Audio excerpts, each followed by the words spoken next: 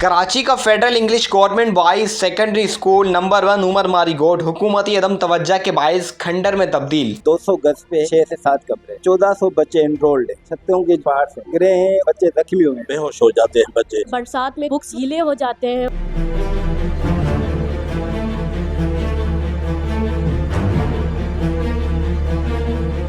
District Malir के अंदर मौजूद हूँ, जो कि ये एक स्कूल है federal government boys secondary school. जो माजी में ये स्कूल एक बहुत बड़ा स्कूल हुआ करता था, आज हुकूमती अदम तवज्जो ना होने के बायस आज खंडर बन चुका है। पर आखिरकार इसके क्या क्या अंदर मसाइल हैं, क्या क्या चीज़ें हैं, और जैसे कि हम अंदर जाएंगे यहाँ के बच्चों से भी हम बात करते हैं, उनसे पूछते हैं कि कौन कौन सी सहूलियात उनको मैसर नहीं है।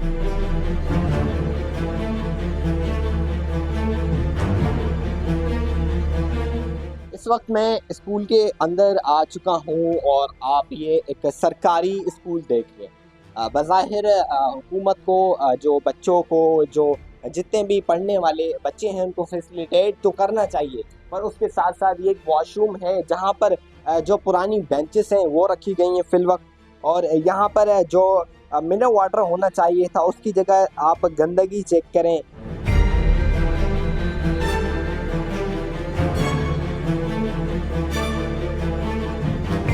बताइएगा, बतौर यहाँ पे एक उस्ताद हैं, टीचर हैं, क्या समझते हैं स्कूल को देखते हुए? मैं यहाँ पे HST हूँ और पिछले 5 साल से अपनी खिदमत सर अंजाम दे रहा हूँ और बड़ी क्लासों को पढ़ाता हूँ। ये स्कूल जो है हमारा टोटल 200 गज पे है अनफॉर्चुनेटली, जिसके अंदर तकरीबन 1400 बच्चे एनरोल्ड है। इसके अंदर टोटल 6 से 7 कमरे। हमारे यहाँ सबसे बड़ा मसला ये असेंबली ग्राउंड नहीं है कि असेंबली प्रॉपर तरीके से कैसे की जाए, बच्चों की ड्रिलिंग कैसे की जाए, या जो PT एक्सरसाइज होती है वो कैसे की जाए, जश्न ईद मिलाद नबी का प्रोग्राम है वो कहाँ पे किया जाए, 14 अगस्त का प्रोग्राम है वो कहाँ पे किया जाए, ये टोटल इरादे आप देख रहे हैं। इसी जगह पे हम असेंबली करवाते हैं। तो हम आगे चल के बात करते हैं सर से। सर, जो ये सारे मतलब के क्लासेस हैं, वैसे ये असल में आप देख रहे हैं ये तकरीबन 2 से 3 मरतबा ड्यूरिंग दी रनिंग क्लासेस, तो 2 से 3 मरतबा छतों के जो सीमेंटेड जो पार्ट्स हैं वो गिरे हैं और बच्चों को सरों में लगे हैं और बच्चे जख्मी हुए हैं इसमें ड्यूरिंग द क्लासेस। और हमारे जो चीफ हेड मास्टर साहब है उन्होंने ये एफर्ट्स ली, उन्होंने लेटर लिखा। जो हमारे डिपार्टमेंट के चीफ इंजीनियर साहब हैं SNGT के, वो यहाँ पे आए थे और उन्होंने ये हल्का फुल्का हमें काम करवा के दिया था, लेकिन हमने उनसे गुजारिश की थी कि आप हमें स्कीम दें जिसके अंदर ये हमारी पूरी बिल्डिंग नए तरीके से बने। तो उन्होंने कहा कि भाई इसके लिए कम अज़ कम आपको 3 से 4 एकड़ ज़मीन चाहिए। तो हाँ, 3 से 4 फंड्स मौजूद है, हमारी ADP मंजूर है। ADP मंजूर है, सिर्फ हमें जो इस वक्त ले के वो ज़मीन की फिल वक्त तो कुछ देखा जाए ना, अगर आने वाले वक्तों में अगर हम इसको डिमोलिश करेंगे, डिमोलिश हम इसको कराते हैं, गिराते हैं, तो आपको पता है गवर्नमेंट प्रोसेस तकरीबन इस बिल्डिंग को 3 मंजिला ले जाने में 5 साल लगे। रेनोवेट तो हो सकता है ना कुछ चीज़ें, रेनोवेशन नहीं ना, सारी बिल्डिंग डैमेज है। रेनोवेशन आप देखेंगे, ये रेनोवेशन तो नहीं होगी ना, दीवार देखें, ये सारी बिल्डिंग गिरेगी। उनकी टीम आई थी, हमारे डिपार्टमेंट की टीम आई थी, उन्होंने सर्वे किया था और उन्होंने रिटर्न दिया था कि भाई ये सारी बिल्डिंग डैमेज यानी डिमोलिश होगी, गिरेगी। तो अगर डिमोलिश हो रही है तो 5 साल तक हम कहाँ जाएं? डिस्ट्रिक्ट मलीर के अंदर वाहिद ये सिंधी मीडियम स्कूल है जिसके अंदर 1400 बच्चों की स्ट्रेंथ मौजूद है। अगर यहाँ पे हमें DC साहब इनिशिएट ले in the interest of the children, और मिनिस्टर साहब तवज्जो दे, सेक्रेटरी साहब तवज्जो दे, यहाँ पे अगर हमें 5 एकड़ ज़मीन मिल जाती है तो हमारी ADP तो वैसे भी मंजूर है।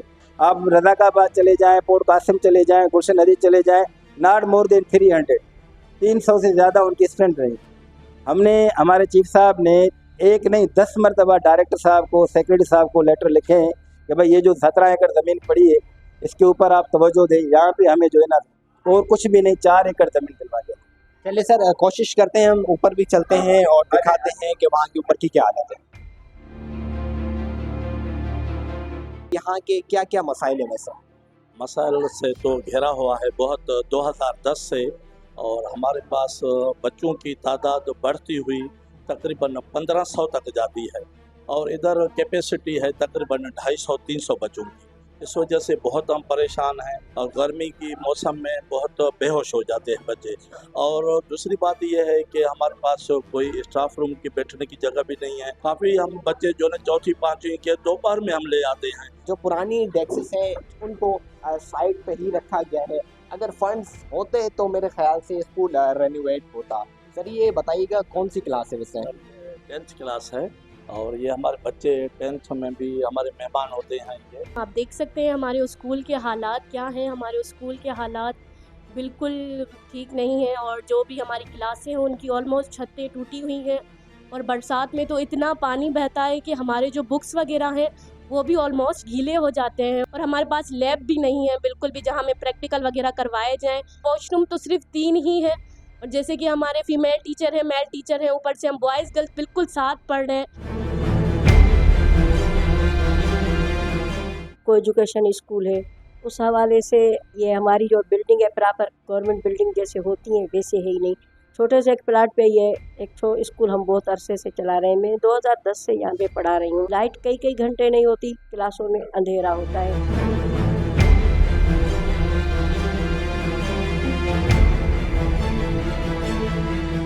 फिज़िक्स और केमिस्ट्री के जो प्रैक्टिकल्स हैं वो मैं यहाँ पर परफॉर्म करवाता हूँ। स्कूल की बिल्डिंग जो हमें मिली थी उसमें ये कमरा नहीं था। हम लोगों ने अपने एसएमसी फंड में जो गवर्नमेंट देती है उसमें से 2-3 सालों का एसएमसी फंड इकट्ठा करके हमने ये 4 दीवारी खड़ी की, कच्ची छत डाली है सिर्फ हमारे ताकि हमें धूप से बचा जा सके।